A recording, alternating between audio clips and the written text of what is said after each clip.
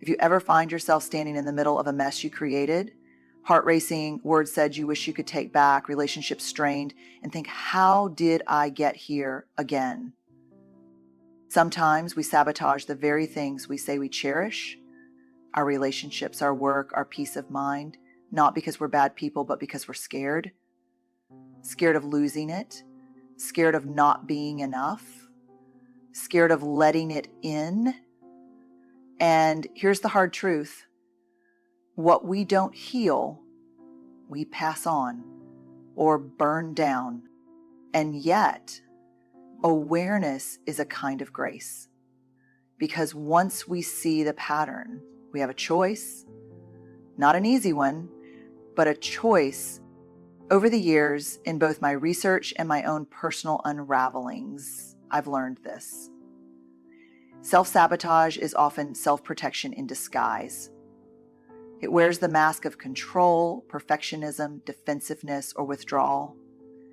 But beneath it is usually a tender story, a fear of not being loved without conditions. If you're tired of breaking what you love and blaming yourself after the fact, I want to offer 5 ways to begin shifting that cycle.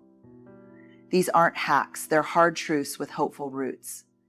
First, own the pattern, don't just apologize for it. Saying I'm sorry is easy. Owning the pattern, that's the hard part. That's the part where we stop trying to clean up the broken pieces every time and start asking, why do I keep dropping the glass in the first place? We all have patterns. Emotional loops we keep walking through like familiar hallways, even when we know the doors lead to pain. For some of us, it's picking fights when things feel too good. For others, it's shutting down the moment we feel misunderstood. We say things we don't mean, we withdraw, we explode, and then we feel that guilt hangover where we're scrambling to repair what we've cracked. We say, I didn't mean to, and we do mean that. But intention doesn't erase impact. It never has. Here's the truth that stings. Repeating a destructive behavior while continuing to apologize for it isn't accountability, it's survival. And survival is loud, primal, and deeply ingrained.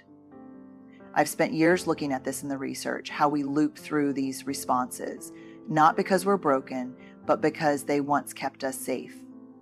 Somewhere along the way, that reaction, anger, avoidance, defensiveness, served a purpose. It protected us. The problem is what protected you at 10 years old may be what's wrecking your relationships at 35.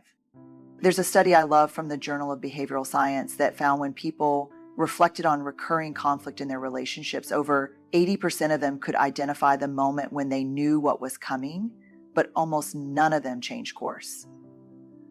That's not laziness. That's wiring.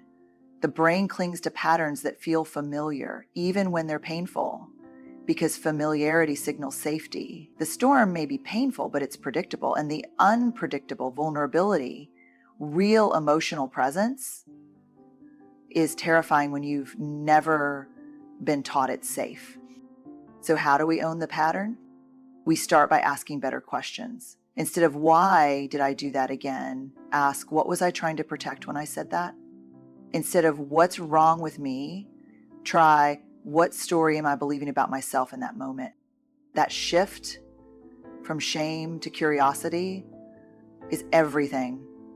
When we're curious, we stop making the problem our identity. I'm just bad at relationships becomes I've learned some unhelpful ways to cope with fear and I'm working on them.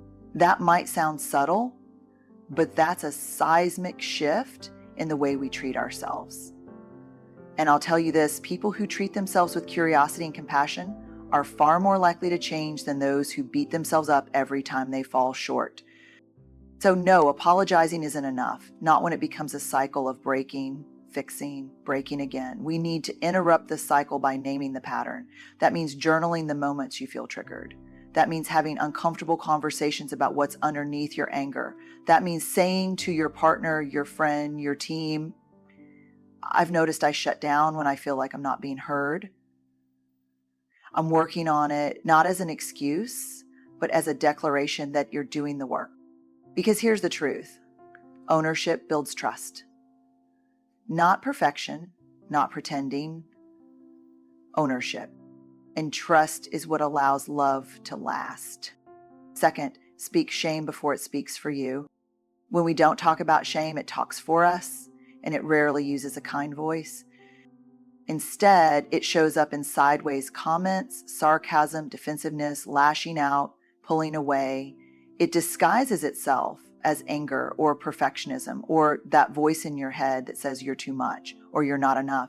And the longer we stay silent about it, the louder it gets. That's the dangerous part, when shame becomes the narrator of your life story. I've spent over 2 decades studying shame, and here's what I've learned. Shame thrives in silence, secrecy, and judgment. It's like mold. It needs the dark to grow. The moment we speak it out loud, it starts to lose its power.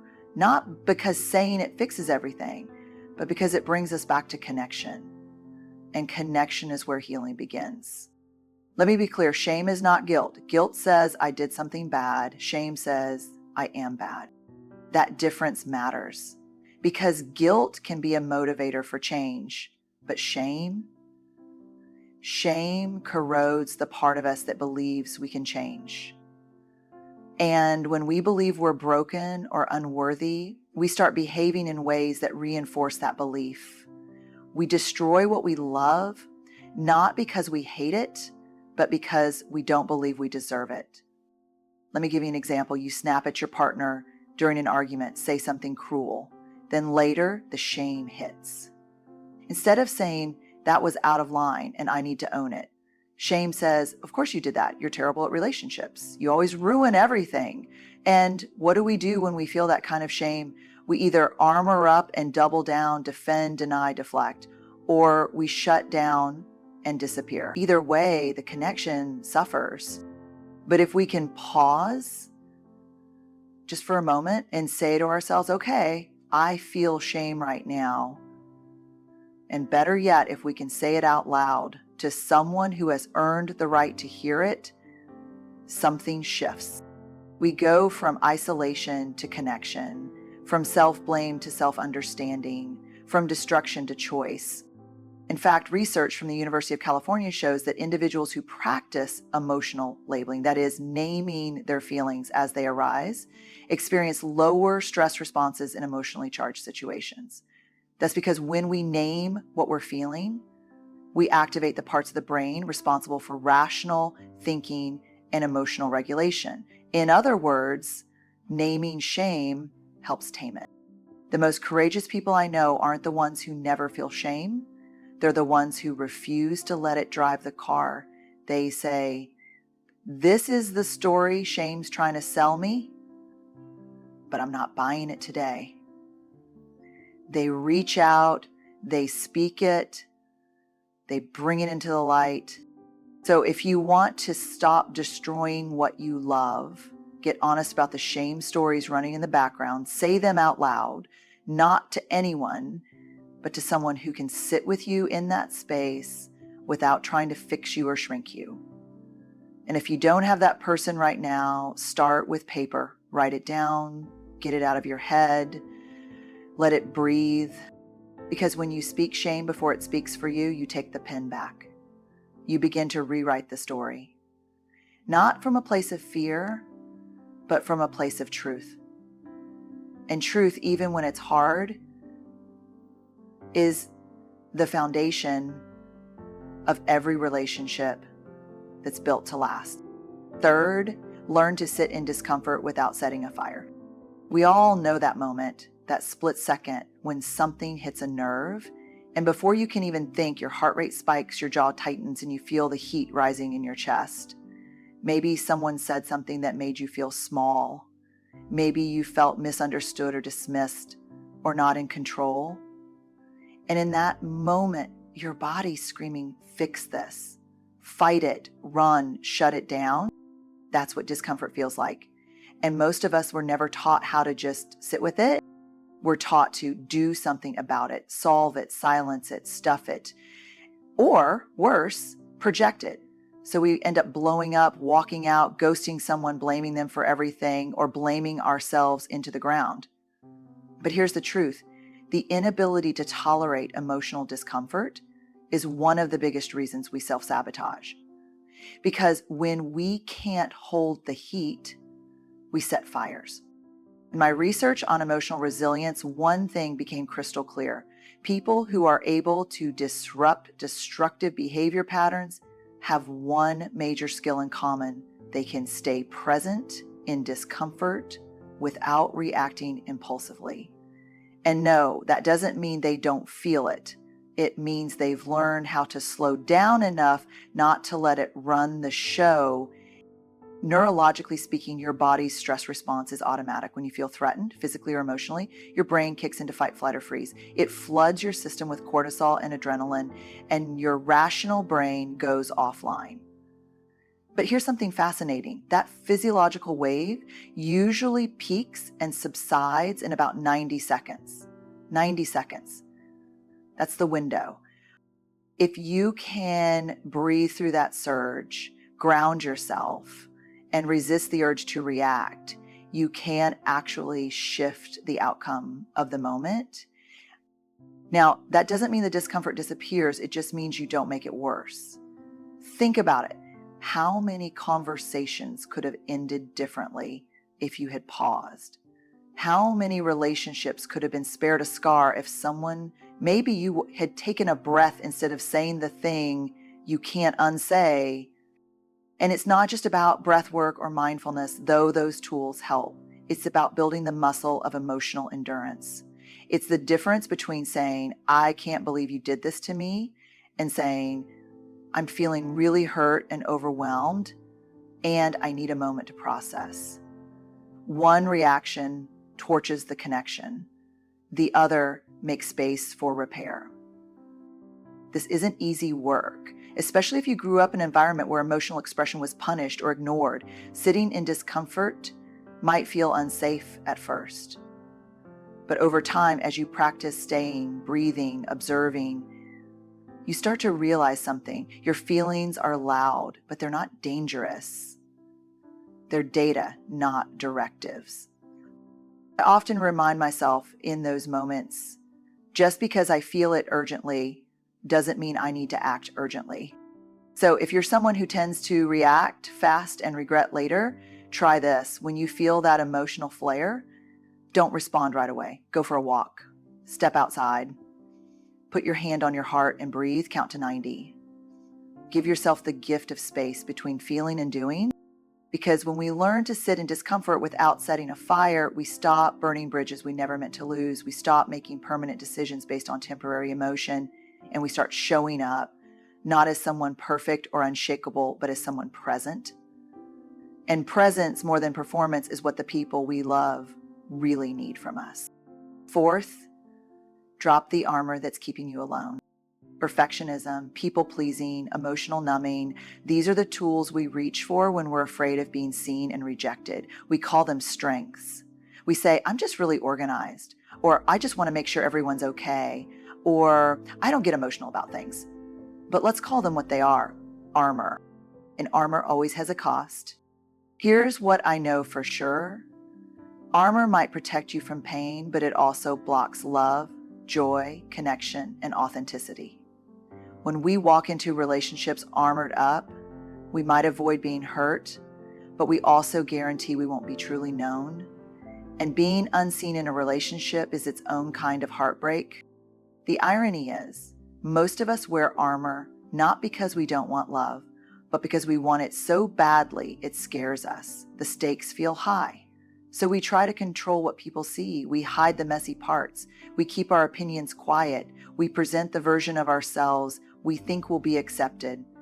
But the moment someone says, I love you, or I'm here for you, a voice in the back of our head whispers, yeah, but if they really knew you, that voice, that's shame, that's fear, and armor is its coping mechanism. Research consistently shows that perfectionism is not the key to success. It's a barrier to connection. It's not the same thing as striving for excellence. It's rooted in fear of judgment, the need to be bulletproof. But people aren't looking for bulletproof. They're looking for real. They want to know you're human, not a highlight reel. And people pleasing, it feels generous, but it's not about generosity. It's about avoiding conflict. We say yes when we mean no. We agree when we're actually unsure. We shapeshift to keep the peace. But peace that costs your authenticity isn't peace. It's a performance. And over time, it leaves you exhausted, disconnected, and resentful. Then there's emotional numbing, the silent killer of connection. It's not just alcohol or scrolling or binge watching. It's checking out emotionally because feeling feels too dangerous. But when we numb the pain, we also numb the joy. You can't selectively shut down emotion. You shut down everything. I know what it's like to be the strong one, to be the reliable one, to be the one who's got it all under control. But control isn't intimacy. You don't get to feel truly loved if you're never truly seen. You don't get to experience belonging if you're always blending in. We think vulnerability is a risk, but the real risk is living your whole life behind armor and calling it safety. And here's what's wild. Every time I've dropped the armor, even a little, even awkwardly, the world didn't end. I didn't fall apart. I actually started to feel seen. And the more I did it, the more I realized I wasn't the only one waiting for permission to be human. So what does it look like to drop the armor? It looks like saying, I'm overwhelmed instead of powering through. It looks like admitting I need help without apologizing for it. It looks like telling the truth even when your voice shakes. It looks like setting a boundary and trusting that the people who love you will respect it. And sometimes it looks like choosing silence instead of pretending everything's fine. Dropping the armor is not about becoming soft or unguarded all the time. It's about learning when your protection has turned into a prison. It's about giving yourself permission to show up as you are, even if it's messy, even if it's imperfect. Because love, real love, doesn't need you to be invincible.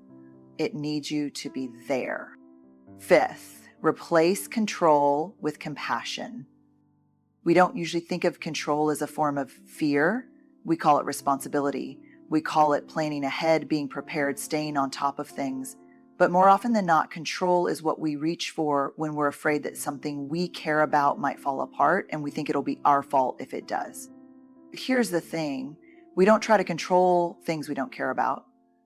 We try to control the things we love, our relationships, our families, our careers, our bodies, because deep down we believe if we can just get it all right, we won't get hurt.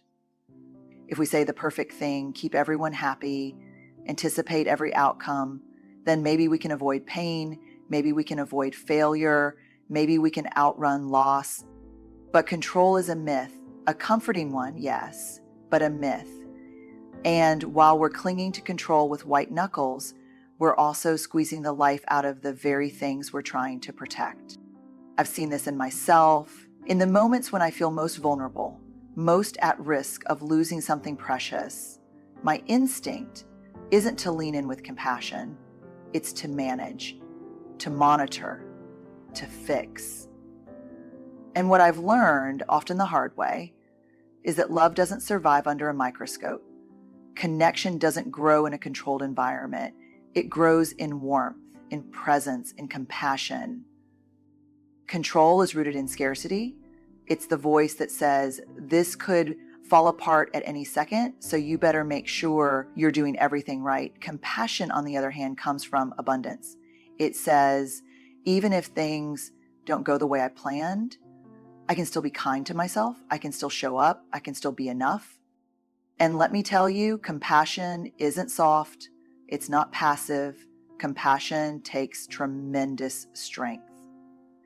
It takes courage to offer understanding to yourself in moments when you feel like you failed. It takes maturity to meet someone else's imperfection without judgment. And it takes practice. A lot of it.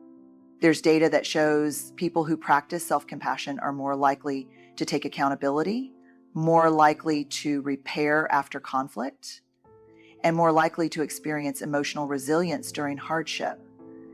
That's not because they're avoiding pain. It's because they've learned how to hold pain without letting it define them.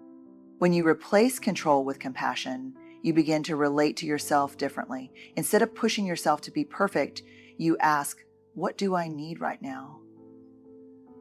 Instead of trying to fix others, you get curious about what they're feeling. You stop managing love like a fragile object and start trusting it like a living, breathing force that doesn't need to be micromanaged to survive. So the next time you feel that impulse to overcorrect, overexplain, overwork, pause. Ask yourself, is this coming from fear or from care? If it's fear, give it a name. Sit with it. And then choose compassion instead of control. Because control might keep things looking tidy, but compassion is what keeps them alive. So here we are.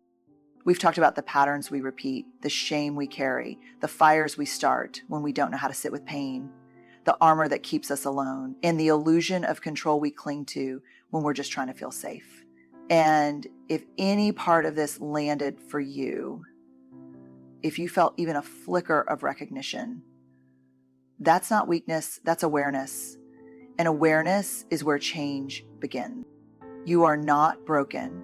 You are human. And like all humans, you've built defenses around your most tender places. But the truth is, if you're tired of wrecking the things you love, if you're tired of living inside a pattern that leaves you empty, then you're already halfway to something new. Because you see it. And once we see it, we can't unsee it. Healing doesn't happen overnight. It happens in the moment you choose to pause instead of react, to speak shame out loud instead of letting it speak for you, to stay present in discomfort, to drop the armor, to lead with compassion, not control. One choice at a time, one conversation at a time, one breath at a time. You can rewrite the story. And you don't have to be perfect to be worthy of love. You just have to be willing to be seen. Good luck out there. Be kind to yourself. The world needs what only you can bring. Unarmored, imperfect, and beautifully real.